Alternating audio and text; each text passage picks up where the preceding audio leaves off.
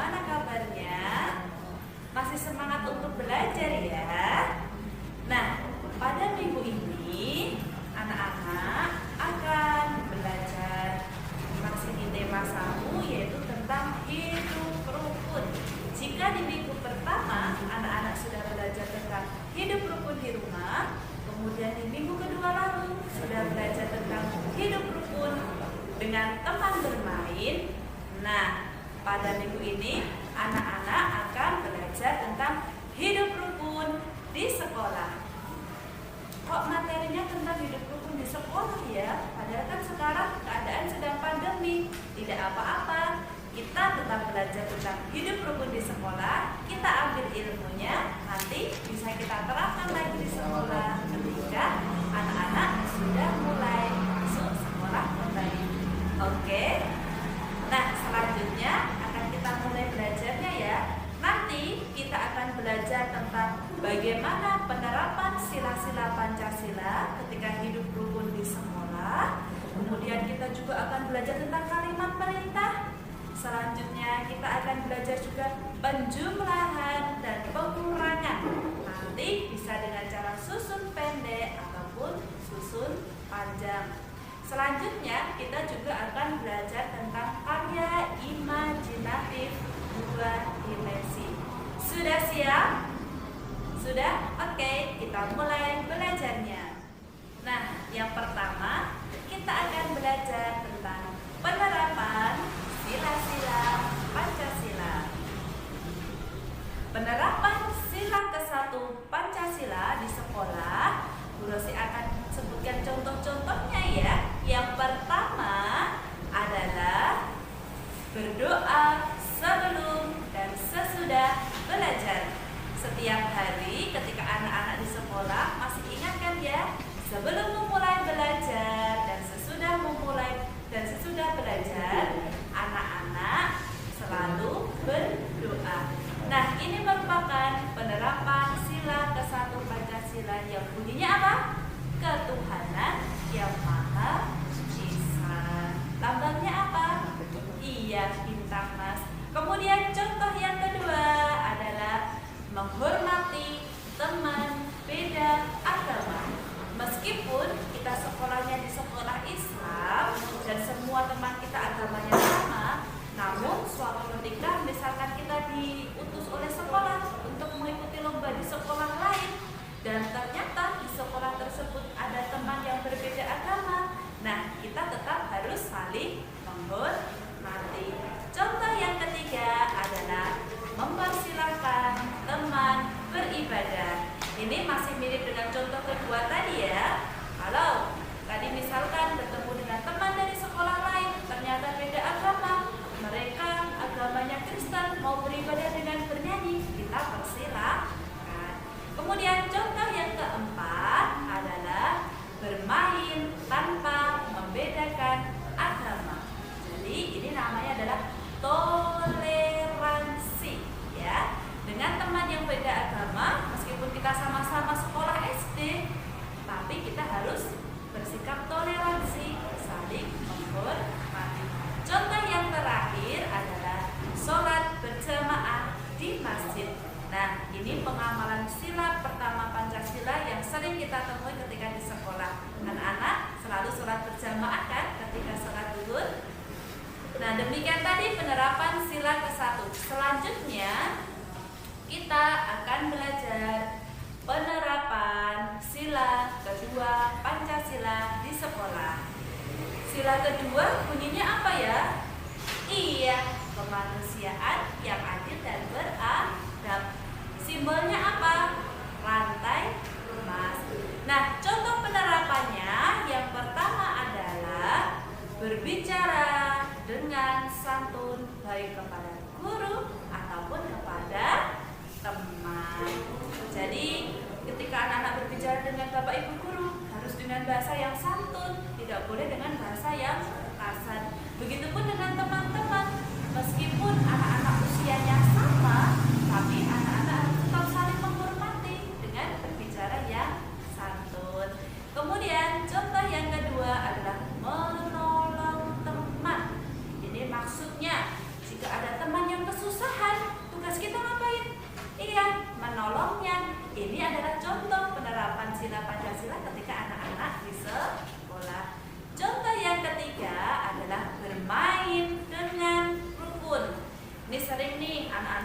mereka istirahat, kemudian bermain dengan temannya. Tapi anak-anak suka membeda-bedakan. Anak laki-laki mainnya sama laki-laki, anak perempuan mainnya sama perempuan. Oh, aku sukanya sama ini, mainnya sama ini aja. Nah, seperti itu namanya belum menerapkan sila kedua Pancasila di sekolah. Tapi kalau sudah menerapkan bagaimana? Iya, bermain rukun dengan semua teman-temannya. Kemudian contoh yang keempat adalah tidak mengejek teman. Bu Rosi sering lihat juga nih, anak-anak itu kalau temannya jatuh tidak ditolong tapi malah diejek. Sudah tepat belum itu? Iya, belum tepat. Itu namanya belum menerapkan sila kedua Pancasila di sekolah. Jika sudah menerapkan, sikapnya bagaimana? Ia tidak mengejek teman. Misalkan temannya dia tidak membawa lalu tulis, bukan diejek, itu diberi pinjaman. Seperti itu ya.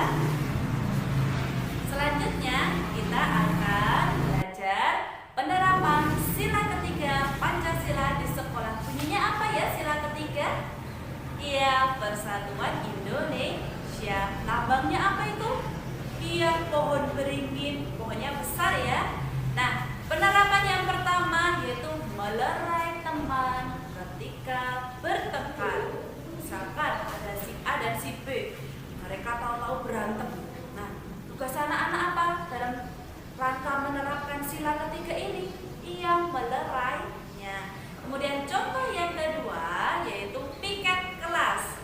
Nah, ini meskipun di tengah pandemi ini ya kita belum bisa sekolah, anak-anak terpaksa belajar di rumah, selalu membantu orang tua kan ya, membantu membersihkan rumah. Nanti insya Allah ketika sudah masuk tidak lupa ya cara bagaimana piket kelas.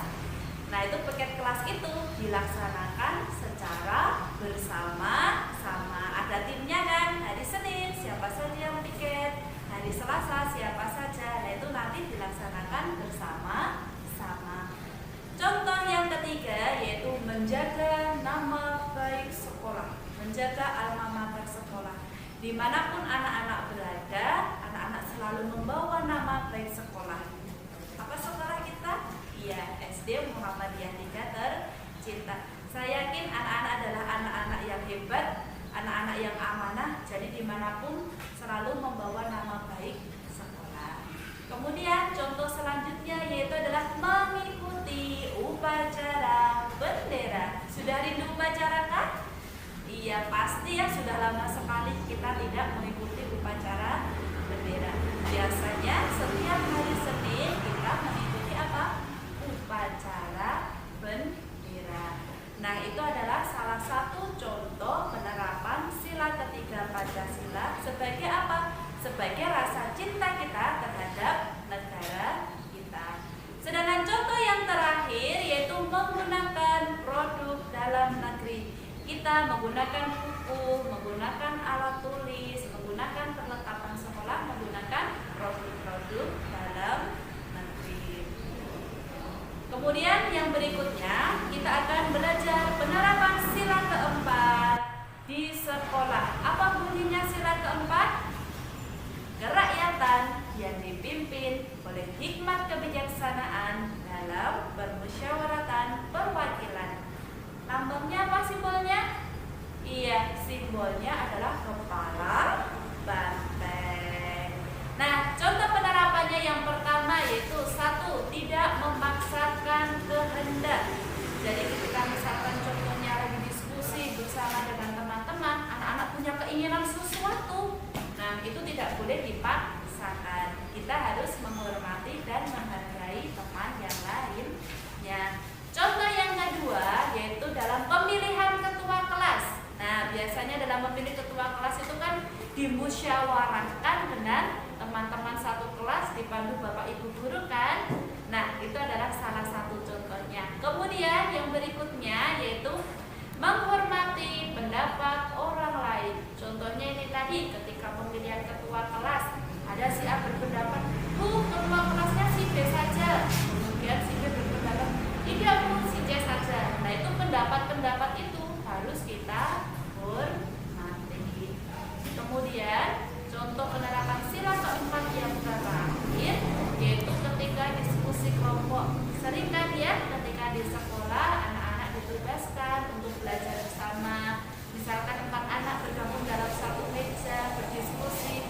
Nah, itu kita harus menerapkan sila keempat supaya tidak terjadi perpecahan. Dan yang terakhir, kita akan belajar penerapan sila kelima Pancasila ketika di sekolah. Apa bunyinya? Iya, keadilan sosial bagi seluruh rakyat Indonesia. Lambangnya, simbolnya apa simbolnya? Iya, padi dan kapas. Nah, contoh penerapan yang pertama yaitu melaksanakan hak dan kewajiban. Ingat ya, hak dan kewajiban itu selalu beriringan. Anak-anak kalau menuntut hak harus melaksanakan kewajiban. Misalkan anak-anak menginginkan hak untuk bermain, ya tugasnya di sekolah apa? Belajar. Kewajiban belajarnya diselesaikan dulu baru bermain. Kemudian contoh yang kedua adalah kerja bakti. Sering ya ini, ketika mau ada event tertentu kita kerja bakti membersihkan sekolah. Itu adalah contoh penerapan sila kelima. Contoh berikutnya yaitu tidak membeda-bedakan teman. Ya, dengan semua teman kita sama. Sedangkan contoh yang terakhir yaitu tidak menyontek saat ulangan. Nah, itu penerapan sikap-sikap adil. Itu seperti itu. Kalau kalian ketika ulangan sportif, nah itu berarti artinya kalian sudah menerapkan sila kelima Pancasila. Sudah selesai belajar Pancasila? Anak-anak paham bagaimana contoh-contoh penerapannya ketika di sekolah? Sudah ya? Nanti jika belum paham boleh dibaca bukunya ataupun dibaca LKS-nya untuk memperdalam. Selanjutnya kita akan belajar tentang kalimat perintah. Nah, seringkali ya anak-anak ketika di sekolah itu mendapat perintah. Ya, sebenarnya perintah itu apa sih? Yuk kita pelajari bersama-sama. Ya, kalimat perintah adalah ucapan yang isinya menyuruh orang melakukan sesuatu. Permintaan ya untuk melakukan sesuatu. Lalu bagaimana kita tahu ya itu disebut kalimat perintah? Nah, sekarang kita pelajari satu-satu ciri-cirinya. Ciri yang pertama adalah menggunakan kata jangan atau tolong. Ya, ada kata jangan atau tolong. Itu berarti nanti termasuk kalimat perintah. Ciri yang kedua diakhiri dengan tanda seru.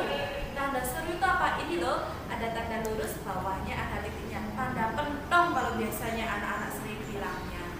Kemudian ciri yang ketiga memuat kata lah dan kan. Itu biasanya diakhiri dengan kata lah ataupun kata kan. Nah, sekarang coba kita tengok bagaimana contohnya kalimat perintah. Yang pertama, jangan buang sampah sembarangan. Nah, ada kata jangan ya di sini sudah memuat ciri-cirinya tadi. Juga ada tanda seru di akhir kalimatnya. Contoh yang kedua, tolong tutup pintu itu. Nah, diawali dengan kata tolong ya dan diakhiri dengan tanda seru. Contoh yang ketiga, buatlah gambar sekolah. Nah, di kata buat diakhiri dengan lah. Nah, itu merupakan salah satu ciri kalimat perintah dan selalu diakhiri dengan tanda seru. Contoh yang terakhir, kerjakan tugasmu dengan baik. Nah, setelah kata kerja ada akhiran apa itu? Kan. Dan selalu diakhiri tanda apa tadi? Iya, tanda seru. Sudah paham ya tentang kalimat perintah? Sudah ya, mudah sekali bukan? Selanjutnya kita akan belajar tentang penjumlahan dan pengurangan. Ya, sekarang kita akan belajar operasi hitung penjumlahan. Nah, sebagai contoh, Ibu punya soal. ada angka 243 ditambah dengan 426. Ya, 243 ditambah 426. Sekarang kita akan mencari tahu hasilnya dengan dua cara. Yang pertama, kita menggunakan cara susun panjang.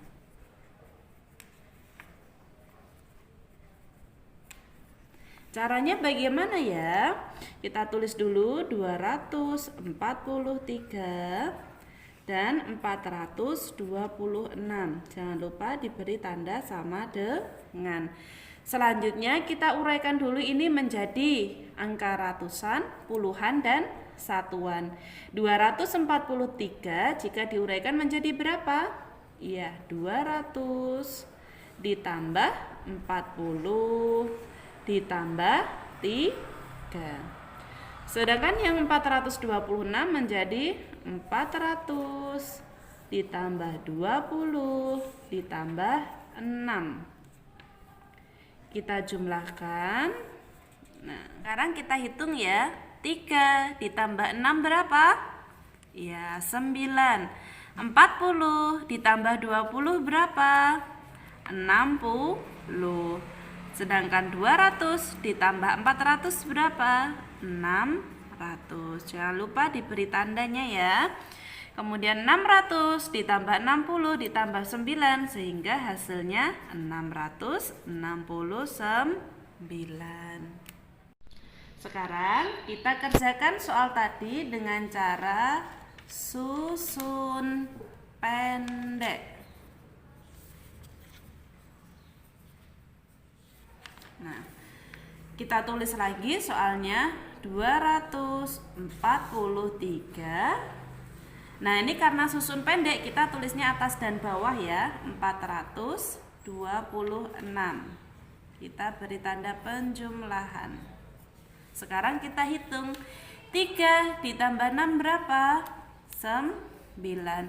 4 ditambah 2 berapa? 6. 2 ditambah 4, 6. Hasilnya sama ya.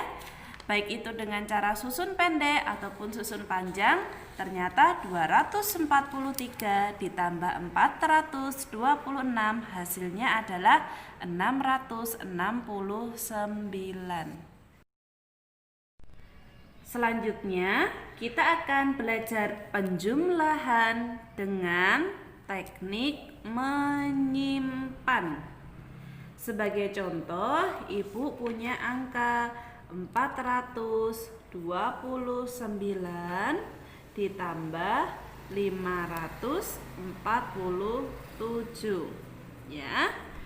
Nah, soal ini sama seperti sebelumnya tadi akan kita kerjakan dengan cara susun panjang dan susun pendek. Yang pertama kita kerjakan dulu dengan cara susun panjang ya. Caranya bagaimana? Sama seperti tadi kita uraikan dulu. 429 sama dengan 400 ditambah 20 ditambah 9.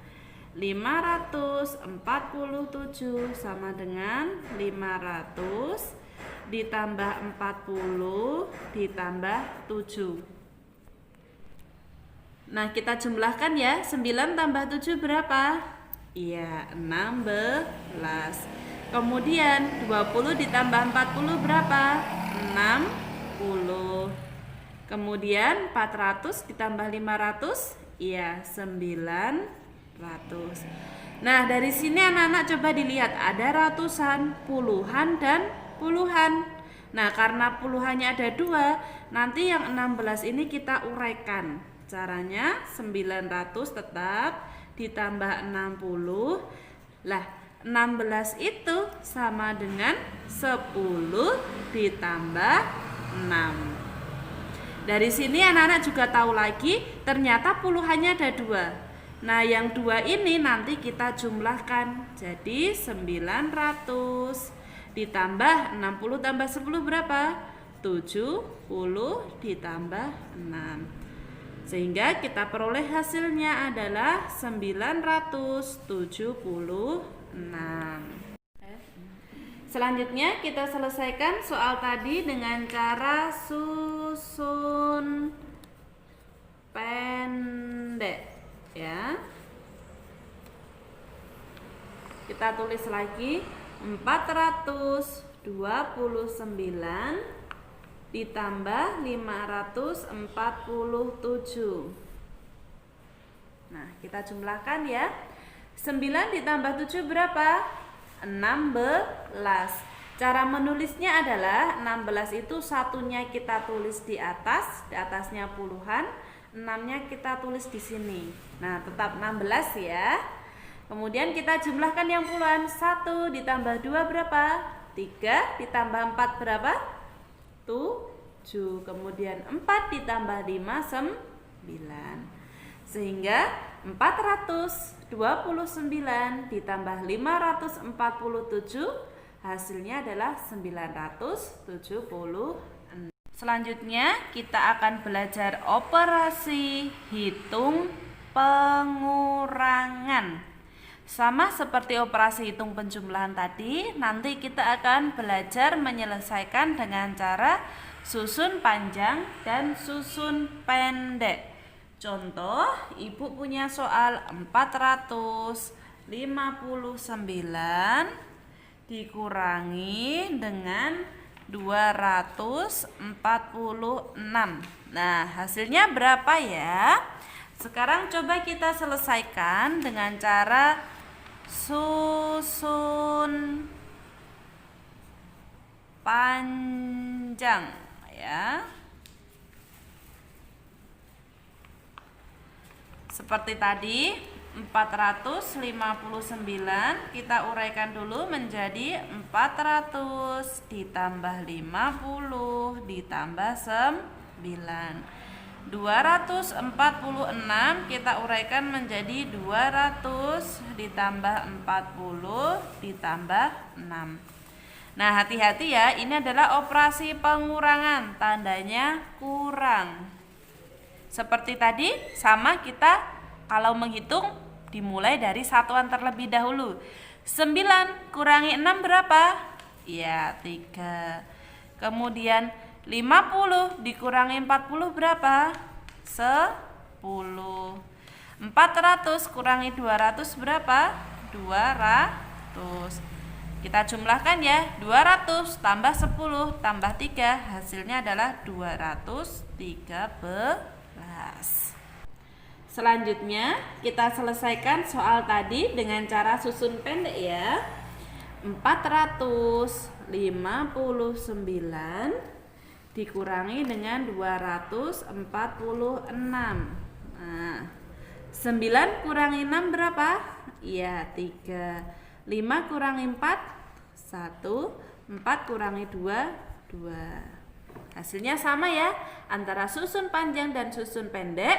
459 dikurangi 246 adalah 213. Operasi penjumlahan dan pengurangan dalam soal cerita.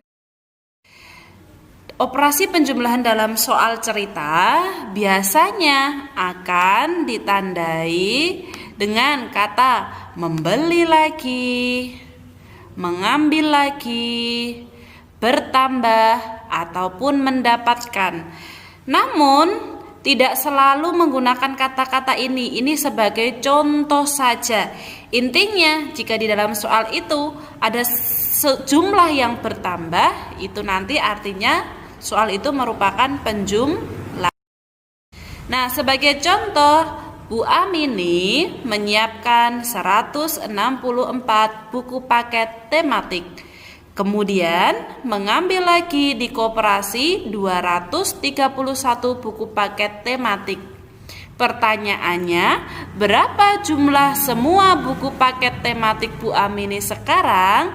Nah, caranya bagaimana? Ingat, ada kata mengambil lagi, kata kuncinya. Mengambil lagi itu artinya bertambah apa berkurang? Iya, bertambah. Lah, sebelumnya kita buat dulu seperti ini, penjumlahan bersusun ya. 164 ditambah 231. Sekarang coba anak-anak hitung dulu hasilnya berapa? Sudah ketemu?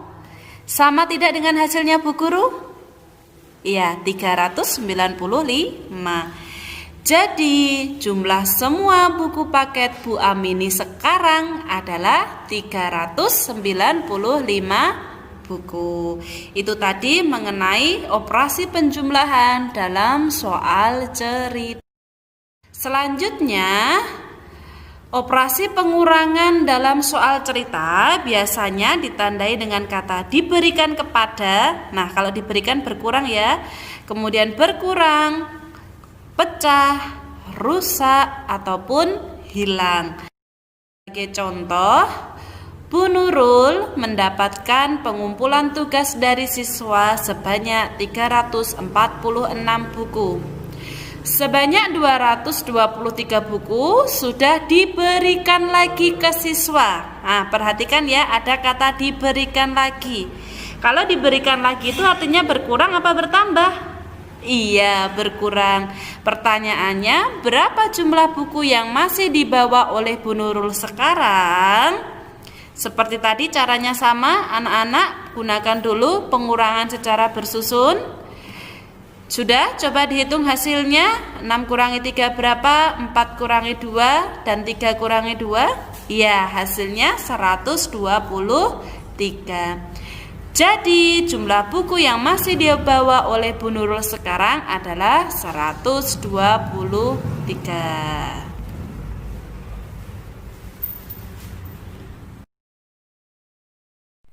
Selanjutnya kita akan belajar karya imajinatif 2 dimensi. Nah, apa yaitu karya imajinatif?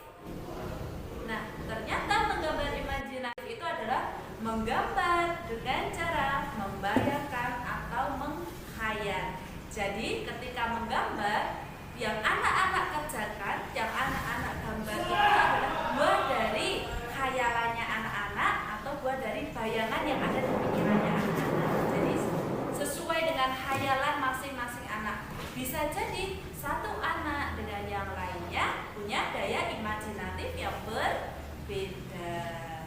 Kemudian, bagaimana ya cara menggambar imajinatif? Yang pertama, anak-anak mengamati objeknya terlebih dahulu. Sebagai contoh nih, ibu memberikan objek gambar apel di sini di tangannya ibu ya, sebagai contoh. Nah, nanti tugasnya anak-anak adalah mengamati. Nanti bisa jadi antara gambaran si A dan si B itu berbeda. Bisa jadi si A hanya mengamati daun apelnya saja. Kemudian si B yang diamati buah apelnya. Kemudian si C yang diamati tangkai yang di daunnya. Nanti mungkin hasil gambarnya akan berbeda-beda. Kemudian langkah yang kedua adalah anak-anak menggambarnya di atas media gambar.